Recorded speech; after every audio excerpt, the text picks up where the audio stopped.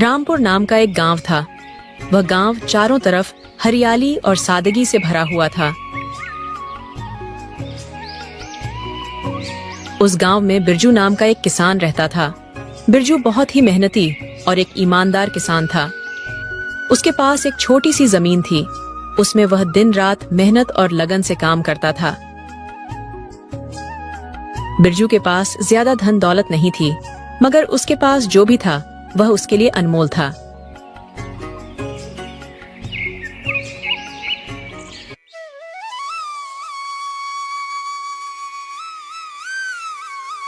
अरे भाग्यवान, मुझे जल्दी से खाना दे दो, मुझे जल्दी जाना है।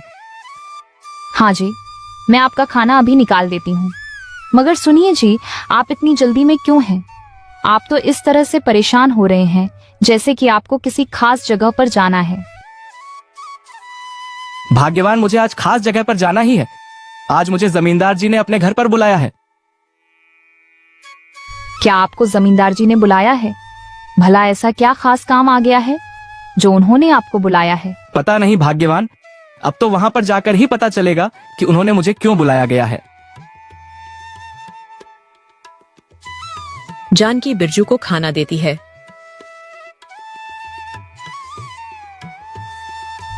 सुनिए जी, आपसे एक बात करनी थी। जमींदार जी के घर से आप जल्दी ही घर आ जाइएगा। जानकी, तुम ऐसा क्यों बोल रही हो? कुछ बात है क्या? मैं नहीं चाहती कि आप ज्यादा देर तक घर से बाहर रहे। रास्ते ठीक नहीं है और अब ठंड भी पड़ने लगी है। अच्छा ठीक है, मैं समय पर घर आ जाऊंगा। इतना कहकर बिरजू घर से चला जाता है और वह दिन भर खेतों पर काम करता है।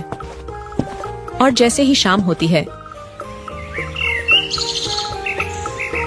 बिरजू जमींदार जी के घर पर जाता है।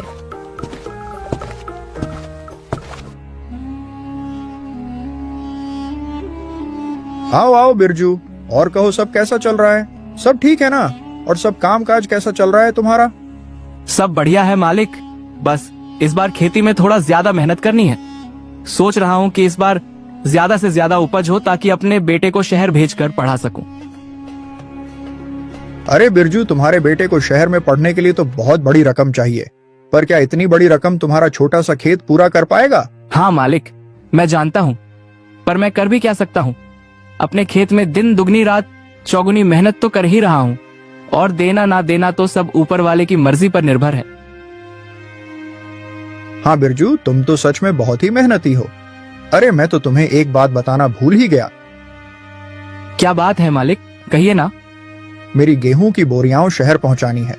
अगर तुम अपनी बैलगाड़ी से मेरा यह काम कर दो तो बदले में मैं तुम्हें अपनी 5 बीघा जमीन तुम्हें जोतने के लिए दे दूंगा, और उसका कोई भी किराया या पैसा तुम्हें मुझे नहीं देना होगा। मालिक, क्या आप सच कह रहे हैं? इतना बड़ा सौदा, और वह भी मेरे लिए? बिरजू, आज तक मैंने कभी भी झूठ नहीं बोला। ये तुम्हारी ईमानदारी और मेहनत को देखते हुए तुम्हारे लिए मेरी तरफ से यह तोहफा है। तुम अपने बेटे को शहर में पढ़ाओ लिखाओ और उसे एक बड़ा आदमी बनाओ।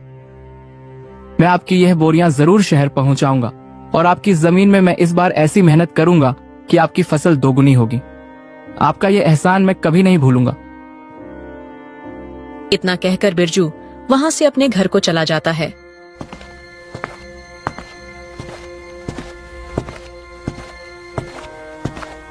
अरे ओ भाग्यवान, कहाँ हो?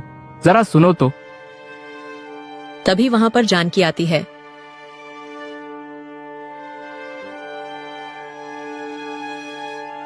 अजी, क्या हुआ जी? आप बड़े खुश दिखाई दे रहे हैं। कोई खास बात है क्या? एक बहुत अच्छी खबर लाया हूँ। जमींदार साहब ने मुझे अपनी 5 बीघा जमीन खेती के लिए दिया है, और उसकी फसल में से वे कुछ भी नहीं लेंगे। उसमें से जितना अनाज उगेगा वह सब हमारा होगा, पर इसके बदले में मुझे उनकी गेहूं की बोरियां अपनी बैलगाड़ी से शहर पहुंचाना होगा। हाँ जी, ये तो बहुत अच्छी बात है। ऐसा मौका हर किसी को कहाँ मिलता है। अगर ऐसा हुआ तो हमारे पास भी अच्छे खासे पैसे आ जाएंगे। अब लग रहा है कि हमारे दिन बदलने वाले हैं। अब हम अपने बेटे को शहर भेजकर अच्छी शिक्षा देंगे। मैं उसकी जिंदगी में हर वो चीज दूंगा जो मुझे नहीं मिला है। अब मुझे मेरा सपना सच होता हुआ दिख रहा है। पिताजी, शहर से लौटते समय मेरे लिए समोसे लेते आना। मुझे समोसे बहुत अच्छे लगते हैं। ठीक है बेटा, मैं तुम्हारे लिए समोसे ले आऊंगा।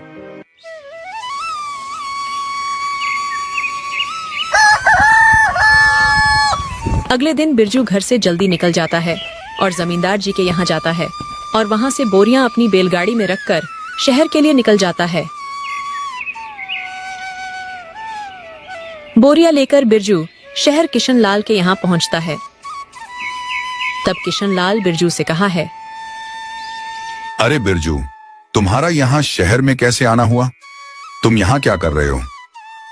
हरी काका, जमींदार जी ने आपको यहाँ बोरियां पहुँचाने को बोला था। अरे हाँ बिरजू, मैं तो भूल ही गया था। जाओ हमारे यहाँ, बोरिया तुम रखवा दो। हाँ, आप फिक्र मत करो, मैं रखवा दूंगा। अच्छा, तुम बहुत दूर गांव से आए हो तो चलो कुछ नाश्ता पानी कर लो। मैं तुम्हारा ज्यादा समय नहीं लूंगा। चलो और चलकर कुछ खा लो। अरे नहीं नहीं काका, रात होने से पहले घर जाना है। अच्छा तो ठीक है, अब तुम जाओ। और हाँ, सेठ जी से कहना कि अभी भी हम उनका गेहूं संभाल कर रख रहे हैं। ठीक है काका, अब मैं चलता हूँ। अगली बार आऊंगा तब नाश्ता पानी करूंगा। बिरजू चलते चलते थक जाता है और एक जगह पर बैठ जाता है। अभी उधर से एक किसान आता है। अरे बिरजू भाई, आप यहाँ क्या कर रहे हो? अरे भाई क्या बताऊं, जमींदार जी के बोरियों का हिसाब लेने आया था, मगर रास्ते में चलते चलते इतना थक गया, सोचा कि थोड़ी देर बैठकर आराम कर लूं। अच्छा, बोरी का हिसाब लेने चले थे और खुद ही बैठ गए। ये तो अच्छा हुआ कि मैं यहाँ आ गया, वरना तुम तो यहाँ अकेले ही बैठे रहते। अरे नहीं भाई, अब मैं घर की ओर निकलता हूँ और रात होने से पहले मुझे घर भी पहुंचना है। अरे भाई, तो चलो हम साथ में चलते हैं, मुझे भी घर जाना है। कुछ ही दूर चलने पर एक समोसे वाले की दुकान आती है। समोसे की दुकान को देखकर बिरजू कहता है, अरे जरा रुको भाई, मुझे जरा कुछ समोसे खरीदने हैं। मेरे बेटे ने मुझसे समोसे मंगवाए हैं, उसे समोसे बहुत पसंद है। अरे भाई, समोसे कैसे पीस बेच रहे हो? 10 रुपए का एक समोसा। अच्छा ठीक है, 5 समोसा दे दो और थोड़ी जलेबी भी डाल देना। तुम यहीं रुको, मैं समोसे लेकर आता हूँ। बिरजू समोसे और जलेबी ले लेता है और कुछ ही देर में चलते हुए वह अपने घर पहुंच जाता है। लो बेटा, समोसे और जलेबी तुमने मंगवाए थे ना? अजी, आज इतनी देर कैसे हो गई? आज तो आपको बहुत समय लग गया। इतनी देर से कोई घर आता है क्या? सुनिए जी, मैंने आपसे कितनी बार कहा है कि घर समय पर जाया कीजिए, मगर आप हमेशा किसी न किसी काम में व्यस्त हो जाते हैं और समय घर पर ही नहीं आते। भाग्यवान, सेठ जी के घर गया था, उनकी गेहूं की बोरियों को शहर में पहुंचाना था। बोरियों को जगह जगह पर देने में देर हो गई, तब इतनी जल्दी घर कैसे आता? क्या भाग्यवान काम में तो देर सवेर होती रहती है। चलो छोड़ो, अब मुझे खाना दो। अच्छा ठीक है, मगर आपको जलेबी समोसे लाने की क्या जरूरत थी? अभी वैसे भी हमारे पैसे के मामले में हाथ तंग है। ए भाग्यवान, तुम दोनों की खुशी से बढ़कर मेरे लिए और कुछ भी नहीं है। तुम दोनों के चेहरे पर खुशी लाने के लिए अगर मुझे पूरी दुकान भी लानी पड़े तो मैं वह भी कर सकता हूँ।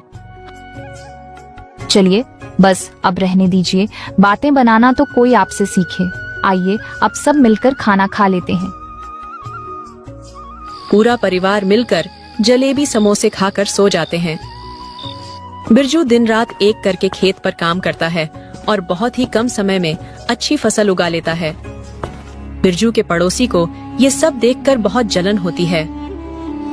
सुनिए जी, क्या आपने सुना? बिरजू को जमींदार साहब ने 5 बीघा जमीन खेती के लिए दिया है। बिरजू तो पहले से ही अच्छा खासा कमा लेता था और अब तो उसके पास 5 बीघा जमीन और आ गई है। अब तो वह बहुत जल्दी अमीर हो जाएगा। हाँ भाग्यवान, मैंने भी ये बात सुनी है।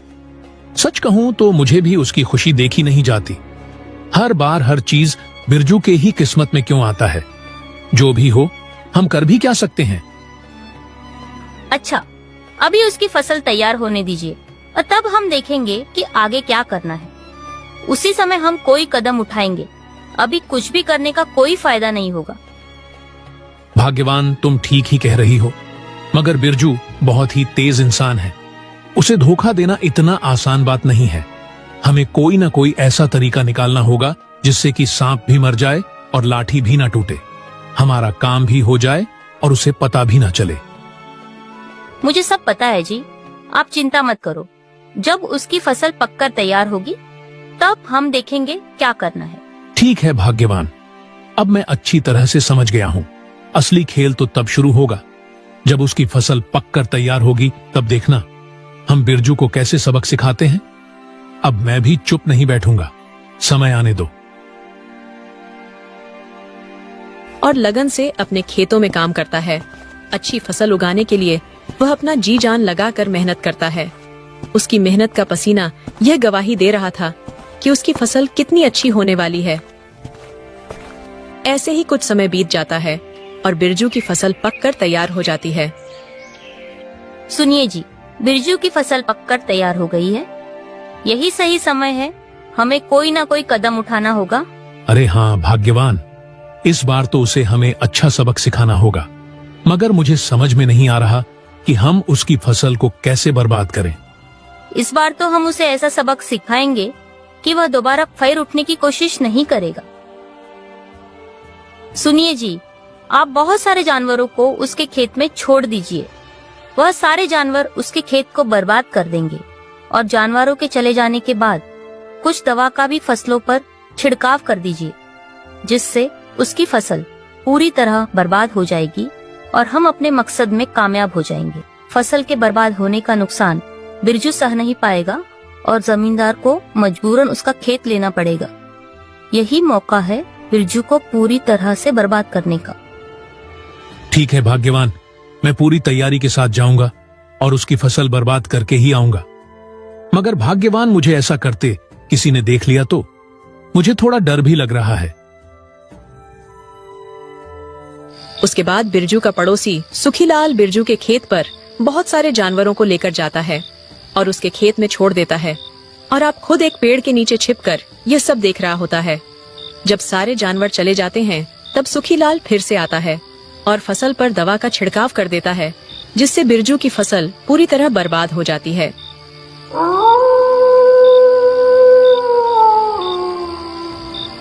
अगले दिन जब सुबह होती है तो बिरजू और उसकी पत्नी जानकी दोनों खेत पर जाते हैं।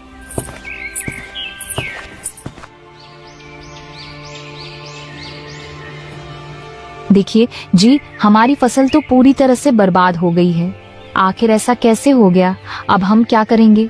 हम तो पूरी तरह से बर्बाद हो गए हैं। हाँ भाग्यवान, तुम ठीक ही कह रही हो। हमारी सिर्फ फसल ही नहीं बर्बाद हुई है, हमारे सपने भी टूट गए हैं। इस फसल को उगाने के लिए मैंने ना दिन देखा ना रात, और दिन रात लगातार मेहनत करता रहा और वह एक झटके में हाय हाय सब बर्बाद हो गया। मैंने सोचा था इस फसल को हो जाने से मैं अपने बेटे को शहर में पढ़ने के लिए भेजूंगा, मगर अब तो फसल ही ना रही। मेरे सारे सपने टूट गए। बिरजू अपनी फसल की ऐसी स्थिति को देखकर बहुत ही मायूस हो जाता है। वह अंदर से बिल्कुल टूट जाता है। तब बिरजू की पत्नी उसे हिम्मत देते हुए कहती है, सुनिए जी, आप मायूस मत होइए। जिसने भी यह किया है उसने हमारी हिम्मत को तोड़ने की कोशिश की है, मगर हम हार नहीं मानेंगे। हम मेहनत करने वाले लोग हैं, एक बार फिर से उठ खड़े होंगे। जानकी, हमारी फसल का इस तरह से बर्बाद हो जाना कोई हादसा नहीं है, बल्कि किसी की ने सोच समझकर यह काम किया है। कोई हमें आगे बढ़ता नहीं देखना चाहता है, मगर साजिश करने वाला यह नहीं भूले कि ईश्वर सब कुछ देख रहा है। ईश्वर की लाठी में आवाज नहीं होती, उसको एक ना एक दिन अपनी करने की सजा जरूर मिलेगी। कुछ दिनों बाद बिरजू के घर जमींदार आता है। अरे घर में कोई है क्या? बिरजू घर में हो क्या भाई? जरा बाहर तो आना। बिरजू और उसकी पत्नी दोनों घर के बाहर आते हैं। सुनो बिरजू, मुझे पैसे चाहिए। मैंने अपनी 5 बीघा जमीन खेती करने के लिए दी थी, तो अब मुझे आधे पैसे दे दो। मेरे घर में जरूरी काम आ गया है। मालिक, मैं आपको कैसे बताऊं? मैंने दिन रात एक करके अच्छी फसल तैयार की थी, मगर पता नहीं कैसे फसल पकने पर किसी ने उसे पूरी तरह से बर्बाद कर दिया। मेरी सारी मेहनत बर्बाद हो गई।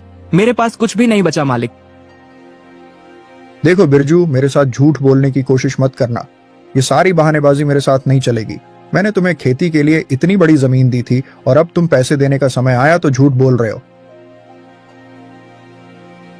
मैं आपसे झूठ नहीं बोल रहा हूँ, ये बात बिल्कुल सच है। मैं कोई बहानाबाजी नहीं कर रहा हूँ मालिक। मैं तो खुद अपने बेटे को शहर भेजकर पढ़ाने का सपना देख रहा था, मगर मेरे सारे सपने धरे के धरे रह गए। मेरे सारे सपने टूट गए। देखो बिरजू, मुझे तुम्हारे सपनों से कोई लेना देना नहीं है। मुझे तो बस मेरे पैसे चाहिए। अगर तुमने मुझे पैसे नहीं दिए तो तुम अपना खेत भी भूल जाओ। मैं तुम्हारे खुद की 5 बीघा जमीन भी अपने कब्जे में मैं ले लूंगा, और अगर जरूरत पड़ी तो तुम्हारा घर भी ले लूंगा।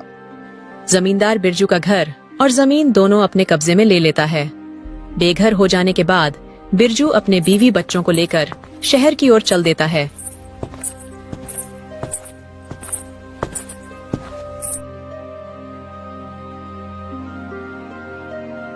पिताजी, मैं चलते चलते बहुत थक गया हूँ और मुझे बहुत जोरों की भूख भी लगी है। हे भगवान, मैं कैसा लाचार पिता हूँ जो आपने बेटे का पेट भी नहीं भर सकता। मेरे पास तो ना कोई रहने का ठिकाना है और ना ही कोई काम है। फिर मैं तुम दोनों का पेट कैसे भरूंगा? भगवान हमारे इतनी परीक्षा क्यों ले रहे हैं? मुझे तो कुछ भी समझ में ही नहीं आ रहा कि मैं क्या करूं। आप हिम्मत मत हारिए जी, मैं कुछ करती हूँ। कहीं से खाना मांग कर देखती हूँ, शायद कुछ मिल जाए।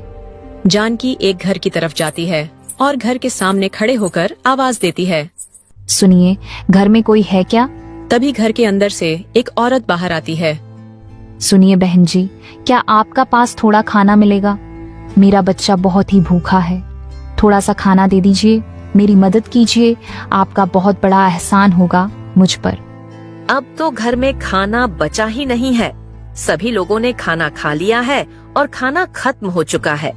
अगर तुम थोड़ा पहले आती तो शायद थोड़ा मिल भी जाता। अब घर में खाना नहीं बचा है तो मैं तुम्हें खाना कहाँ से दूं? तुम किसी और से खाना क्यों नहीं मांग कर देखती हो? शायद तुम्हें वहाँ कुछ मिल जाए। जानकी मायूस होकर वापस आ जाती है। क्या हुआ भाग्यवान, क्या तुम्हें कहीं भी खाना नहीं मिला? मैं जानता था इस गांव में अब हमारी मदद कोई नहीं करेगा। चलो हम शहर चलते हैं, वहां मेरा एक दोस्त रहता है, शायद वो मेरी कुछ मदद कर दे। वे तीनों शहर की ओर निकल जाते हैं। अरे बिरजू भाई, कैसे हो? और यहाँ कैसे आना हुआ? और भाभी को भी साथ में लाए हो? बड़ी खुशी हुई तुम्हें यहाँ देखकर। किशन भाई, हमारे नसीब में अब खुशी कहाँ है? मैं यहाँ मुसीबत का मारा हुआ आया हूँ। हमने अपना गांव छोड़ दिया है। उस गांव में अब मेरा कुछ नहीं बचा है। मेरे इतने महीनों की मेहनत बर्बाद हो गई और जमींदार जी ने मेरा जमीन और घर दोनों अपने कब्जे में ले लिया। हमारे पास अब रहने का ठिकाना तक नहीं है। हम जाएं तो जाएं कहां? इसीलिए मैं आपके पास आया हूं। अब आप ही हमारी कुछ मदद कीजिए। बिरजू भाई, तुमने बहुत अच्छा किया कि यहाँ चले आए। मैंने दूसरी जगह पर दूसरा घर ले लिया है। आज से तुम और तुम्हारा परिवार इसी घर में रहेंगे। और ये लो कुछ पैसे। अभी तुम्हें इन पैसों की बहुत जरूरत है, और तुम्हें किसी चीज की जरूरत पड़े तो मुझे बिना किसी हिचकिचाहट के बताना। किशन भाई, तुमने मेरे बुरे समय में इतनी बड़ी मदद की है, मैं इसका एहसान कैसे चुकाऊंगा?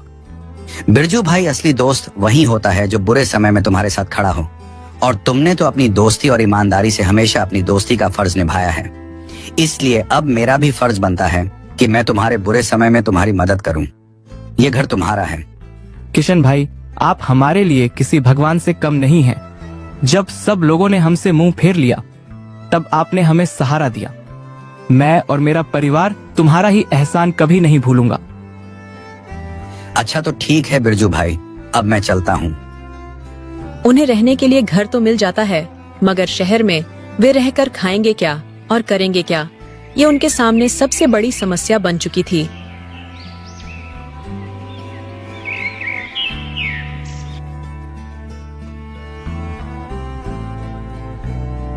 सुनो भाग्यवान, हमें रहने के लिए घर तो मिल गया है, मगर इस शहर में जीने के लिए हमने कुछ न कुछ तो करना ही पड़ेगा। लेकिन मैं क्या करूं? मुझे कुछ समझ में नहीं आ रहा है। तभी जानकी के मन में एक ख्याल आता है। और वह बिरजू से कहती है, अजी आप चिंता मत कीजिए, मेरे मन में एक ख्याल आया है। आपके दोस्त ने जो थोड़े पैसे दिए हैं उन्हें बाजार में ले जाकर समोसे की सामग्री ले आइए, हम समोसा बनाकर बेचेंगे। और अब सर्दियां भी शुरू हो रही हैं तो लोग बड़े चाव से सर्दियों में समोसे खाएंगे। अगर हमारे समोसे का दुकान चल गया तो हमारे पास भी अच्छे खासे पैसे आ जाएंगे। अच्छा ठीक है भाग्यवान, कहीं ऐसा न हो कि घर में जो थोड़ा बहुत पैसा है वह भी चला जाए और हमारे समोसे का व्यापार भी ना चल पाए। अजी आप बेकार में ही चिंता कर रहे हो, भगवान पर भरोसा रखो, सब ठीक होगा। बिरजू बाजार जाकर उन पैसों से समोसा बनाने की सामग्री ले आता है। फिर जानकी उन सामग्री से समोसे बनाती है। जानकी कुछ समोसे बनाकर बिरजू को देती है और बिरजू उन समोसों को बेचने के लिए निकल पड़ता है। बिरजू हर जगह आवाज लगाता है, समोसे ले लो, समोसे स्वादिष्ट समोसे ले लो, खाओगे एक बार मांगोगे बार बार। जरा गरम गरम हमारे समोसे खाकर तो देखो भैया, दिल खुश हो जाएगा। समोसे ले लो, समोसे का दाम है, आलू इनाम है, गर्मा गर्म समोसे। तभी एक औरत बिरजू से समोसे लेने के लिए घर से बाहर आती है। अरे भैया, ये समोसे देखने में तो बहुत ही स्वादिष्ट लग रहे हैं, गरम तो है ना? कैसे दे रहे हो समोसे? बहन बिल्कुल गरम गरम समोसे हैं, 7 रुपए का एक समोसा है। बोलिए बहन जी, कितने समोसे दूं? अच्छा ठीक है, 10 समोसे दे दीजिए भैया। बिरजू 10 समोसे उसे दे देता है और पैसे लेकर आगे निकल जाता है। धीरे धीरे करके बिरजू के सारे समोसे बिक जाते हैं और बिरजू घर वापस आ जाता है। जानकी, एक गिलास पानी तो देना जरा, मैं बहुत थक गया हूँ। हाँ जी, अभी लाती हूँ। सुनिए जी, क्या हुआ, क्या कुछ समोसे बिके? हाँ जानकी, हमारे सारे समोसे हाथों हाथ बिक गए हैं। अब रोजाना बिरजू इस तरह से समोसा बनाकर बेचता और बिरजू का सारा समोसा हाथों हाथ बिक जाता था। इस तरह बिरजू का समोसे का व्यापार अच्छा खासा चलने लगा और बिरजू की अच्छी आमदनी होने लगी। और शहर में ही बिरजू ने एक समोसे और चाय की अच्छी सी दुकान खोल ली। अब उनकी परेशानी बिल्कुल दूर हो चुकी थी। बिरजू ने अपने बेटे को बाहर पढ़ने के लिए भी भेज दिया था। अब उसके बेटे को अच्छी शिक्षा मिल रही थी। एक दिन बिरजू को अपने गांव की बहुत याद आती है और वह अपनी पत्नी से कहता है, जानकी, मुझे अपने गांव की बहुत याद आती है। शहर में तो भाग दौड़ की जिंदगी है, मगर हमारे गांव में एक अलग ही सुकून है। मुझे मेरे खेत की मिट्टी, गांव का वह अपनापन और मेरे खेत खलिहान सब बहुत याद आते हैं। अब तो हमारे पास पैसा भी है तो हम जमींदार से अपनी पुश्तैनी जमीन वापस ले सकते हैं और हम एक नया घर भी बनाएंगे। ऐसा घर जहां उसके घर का हर कोना हमारे सपनों से भरा होगा। ठीक है जी, अगर आप चाहते हैं कि हम गांव में जाकर ही रहें तो हम वहीं जाकर रहेंगे। वैसे भी वहां अलग ही सुकून है। बिरजू किशन लाल से बोलकर अपना गांव लौट आता है। वहीं दूसरी ओर बिरजू के पड़ोसियों की बहुत ही बुरी हालत थी। वह बहुत ही गरीब हो चुके थे। उनके पास खाने के लिए अन्न का एक दाना नहीं था और उन्हें बीमारी ने चारों तरफ से घेर लिया था। उनके मन में बहुत ही पछतावा था। वह बिरजू से मिलकर माफी मांगना चाहते थे। जब उन्हें पता चला कि बिरजू गांव में वापस लौट आया है, तब वाह बिरजू के घर जाते हैं। बिरजू भाई, हमें माफ कर दो। मैं ही वह था जिसने तुम्हारी फसल बर्बाद की थी। तुम्हारे बढ़ते कदम मैं रोकना चाहता था। जलन ने मेरी आंखों पर पट्टी बांध दी थी, पर आज मैं उस पाप का बोझ नहीं उठा पा रहा हूं। बिरजू, मेरी आत्मा हर दिन मुझे इस गुनाह के लिए कोसती है। इसीलिए बिरजू भाई, मुझे माफ कर दो। मैं बहुत ही शर्मिंदा हूं। तो वह तुम थे सुखी लाल, जिसने हमसे हमारा घर, हमारी खुशियां सब कुछ छीन ली थी। तुम्हारे कारण मेरे परिवार को कितनी तकलीफ झेलनी पड़ी, कितना संघर्ष करना पड़ा। सुखी लाल ऊपर वाला सब देखता है, वह कभी किसी का बुरा नहीं करता। तुम अपनी गलती मान चुके हो और अपने किए पर पछता रहे हो, इसलिए माफी मुझसे नहीं ऊपर वाले से मांगो, क्योंकि एक दिन सबको उसी के पास जाना है और हम सबके गुनाहों को माफी देने वाला वही है। मैंने तो तुम्हें माफ कर दिया है, अब तुम घर जाकर ऊपर वाले से भी माफी मांग लेना, वे तुम्हें जरूर माफ कर देंगे। अब बिरजू जमींदार से अपने खेत और घर पर भी छुड़वा लेता है और वह खुशी खुशी जीवन बिताने लगते हैं। अगर हमारी कहानी आपको पसंद आई हो तो हमारे वीडियो को लाइक करके चैनल को सब्सक्राइब करें और एक प्यारा सा कमेंट जरूर करें। Thanks for watching.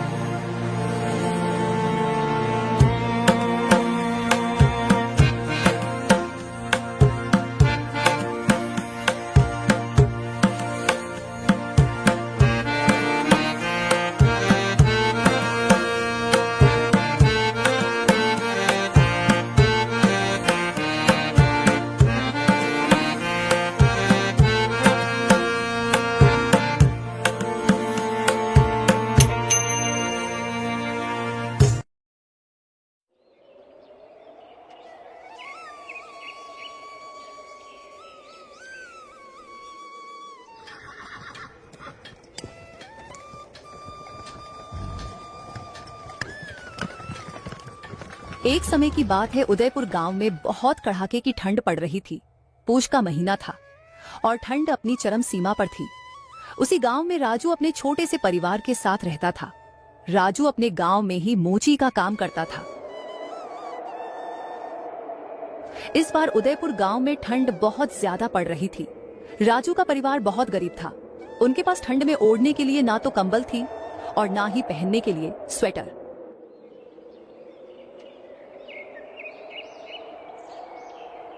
एक दिन की बात है, ठंड बहुत ज्यादा थी और गरीब राजू जूते सील रहा था।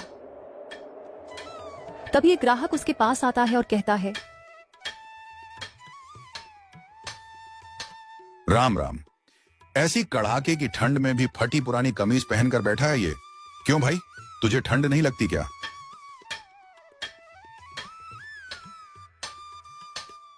बहुत ठंड लगता है भाई, लेकिन हम गरीब इसमें क्या कर सकते हैं। हमारे पास ना ओढ़ने के लिए कंबल है और ना ही पहनने के लिए स्वेटर।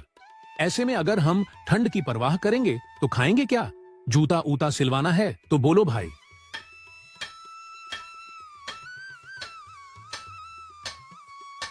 हाँ हाँ, मेरा जूता पॉलिश कर दो भाई। हाँ कहकर ग्राहक राजू के सामने अपनी चप्पल उतार देता है और राजू अपने कांपते हुए हाथों से किसी तरह से उसकी चप्पल पॉलिश करता है। हाँ लीजिए भाई, हो गए आपके चप्पल पॉलिश। आपके 10 रुपए हो गए। हाँ हाँ, लो 10 रुपए। उस दिन बहुत ज्यादा ठंड पड़ रही थी। इतनी ज्यादा ठंड के कारण राजू का रोम रोम कपने लगा था। आसपास के सभी लोगों ने स्वेटर और ना जाने क्या क्या पहना हुआ था। उन सभी को देखकर राजू मन ही मन सोचने लगता है, हे भगवान, काश मुझ गरीब के पास भी इन लोगों के जैसा एक स्वेटर होता तो कितना मजा आता। कम से कम काम करते समय ठंड से हाथ तो न ठिठुरते।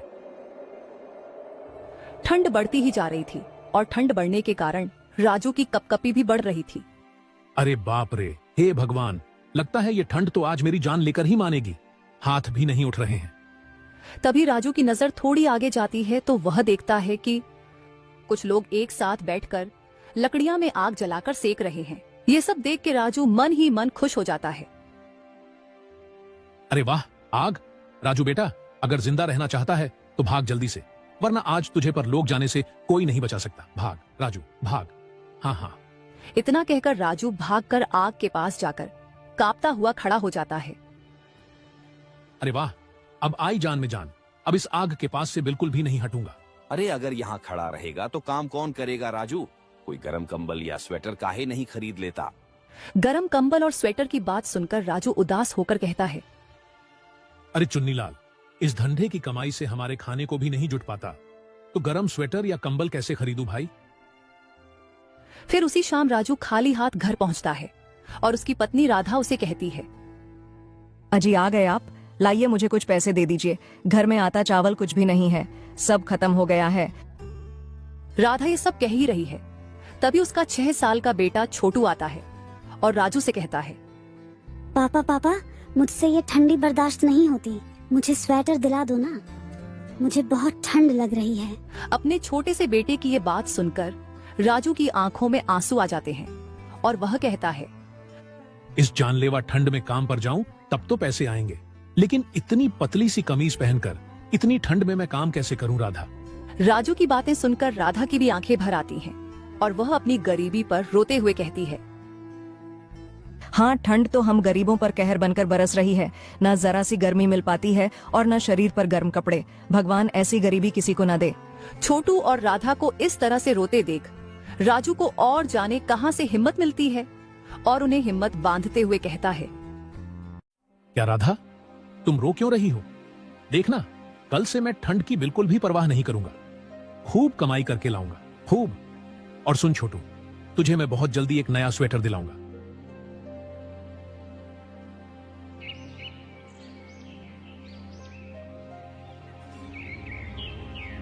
उस दिन के बाद से राजू ठंड की परवाह किए बिना और अपने हाथ और दांत को काबू में रखकर काम करने लगा।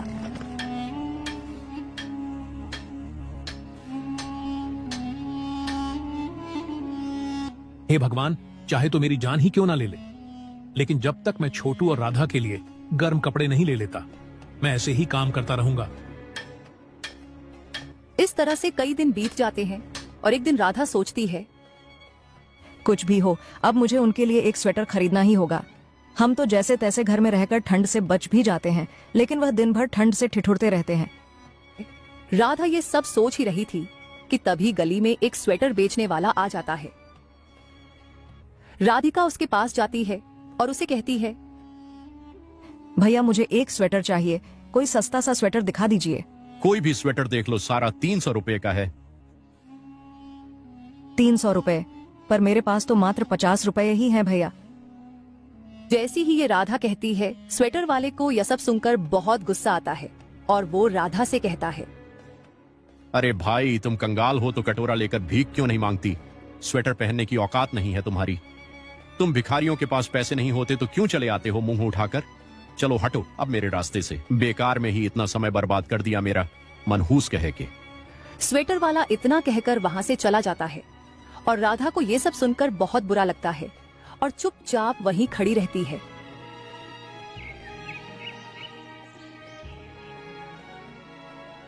शाम को राजू जब घर वापस आता है तो ठंड से उसकी कपकपी बंधी होती है और वह राधा को आवाज देते हुए कहते हैं, अरे बाप रे राधा, मुझे बहुत ज्यादा ठंड लग रही है। राधा राजू को इस तरह से कांपता देखकर बहुत दुखी होती है। राधा जल्दी से कुछ लकड़ियां जलाती है और वह तीनों बैठकर अपने हाथ और पैर सेकते हैं। राजू को थोड़ी सी गर्माहट महसूस होती है। तभी उनके दरवाजे पर किसी की आवाज सुनाई देती है। राजू और राधा घर के बाहर आकर देखते हैं तो एक साधु बाबा उनके घर के आगे बेहोश पड़े हुए थे। राजू साधु बाबा के चेहरे पर पानी के छींटे मारता है और उन्हें घर में ले जाता है। अरे बाबा, आप यहाँ कैसे गिर गए? अब आप ठीक तो हो ना? बेटा, मैं बहुत दिनों से भूखा हूँ। अब तो इतनी ठंड में चलने की भी ताकत नहीं बची है। बेटा, अगर कुछ खाने को मिल जाता तो तुम्हारी बहुत कृपा होती। हाँ हाँ बाबा, आप चिंता मत कीजिए, आप खाना खा लीजिए।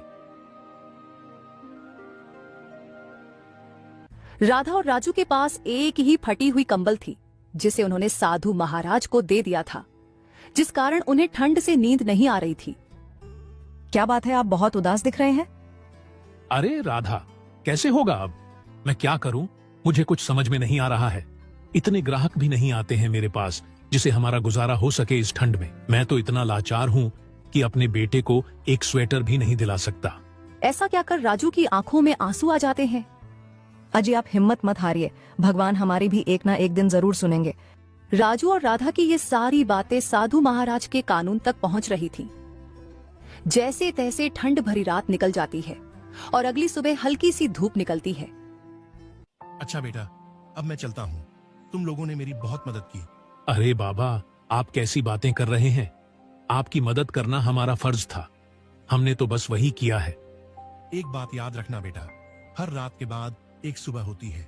ठीक उसी तरह तुम्हारे दुखों का भी अंत जरूर होगा। इसलिए बेटा, तुम कर्म करो, ऊपर वाला इसका फल तुम्हें जरूर देगा। बेटा, मैं तुम्हें आशीर्वाद देता हूँ कि तुम जो भी काम करोगे उसमें तुम्हें सफलता जरूर मिलेगी। तुम्हारा कल्याण हो। अच्छा बेटा, अब मैं चलता हूँ। चलो राधा, अब मैं चलता हूँ। आज तो धूप भी थोड़ी निकली है, आज काम थोड़ा अच्छे से कर पाऊंगा। सुनो जी, क्यों ना मैं भी कोई काम करूं? अगर हम दोनों काम करेंगे तो घर का गुजरा अच्छे से हो सकता है। मुझे तो कुछ काम आता नहीं है, क्यों ना मैं घर पर ही समोसे और पकौड़ियां बनाकर बेचूं? राधा, हाँ तो तुमने बहुत अच्छा सोचा है। घर में जो थोड़े पैसे हैं उससे तुम राशन ले आना। चलो, अब मुझे देरी हो रही है, मैं अपने काम पर चलता हूँ। आज राजू अपनी दुकान पर गया और उसकी दुकान पर बहुत सारे ग्राहक आ गए। आज राजू की आमदनी बहुत अच्छी हो गई थी। इधर दूसरी तरफ राधा ने अपने घर के बाहर है छोटी सी दुकान लगा ली और समोसे बनाकर बेचने लगी। कपकपाती ठंड में लोगों ने गरम गरम समोसे की खूब मजा लिया। पहले दिन ही राधा की अच्छी आमदनी हो गई। अब राजू भी जूते बनाने का काम छोड़कर राधा की मदद करने लगा। मुझे समोसे देना, कल मेरे घर वालों को बहुत अच्छे लगे, आज थोड़ा ज्यादा दे देना। सच में तुम बहुत अच्छे समोसे बनते हो। 10 समोसा मुझे भी दे देना। रिमझिम बारिश में समोसे भेजकर उनका अच्छा मुनाफा हो जाता था। सच में राधा, तुमने तो कमाल कर दिया। अब हमें ठंड में ठिठुरने की जरूरत नहीं है। इस तरह एक बार फिर से उनका परिवार हंसी खुशी जीने लगा। अब उन्हें ठंड में कंपाना नहीं पड़ता था।